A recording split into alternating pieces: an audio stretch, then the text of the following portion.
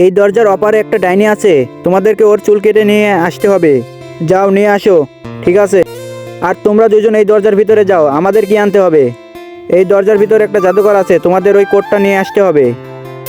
ওর চুল এর কোট নিয়ে আসলে আমাদের কি লাভ হবে? আমাদের স্বার্থ উদ্ধার হবে। তাড়াতাড়ি যাও, চলো। ছেড়ে দাও, আমাকে ছেড়ে দাও। আয়।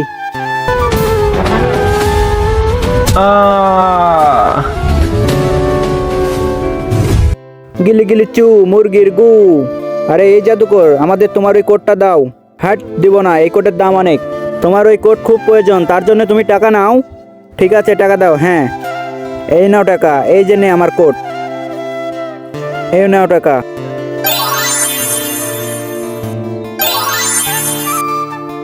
এই নাও পেতনির চুল, আর এইখানে জাদুকরের কোট।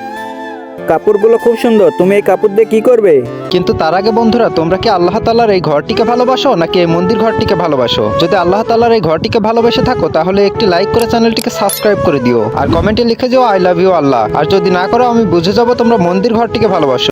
আমি এই জাদুকরের কাপড় পরে আমার ভাইয়ের বিয়েতে যাব।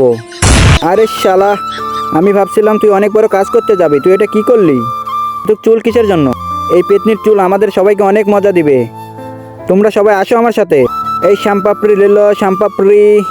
এই শ্যামপাপড়ি আলা ভাই, দাঁড়াও দাঁড়াও দাঁড়াও। এই নাও চুল, আর আমাদের শ্যামপাপড়ি দাও। আরে সামান্য শ্যামপাপড়ির জন্য এত বড় বিপদে ফেললি আমাদের?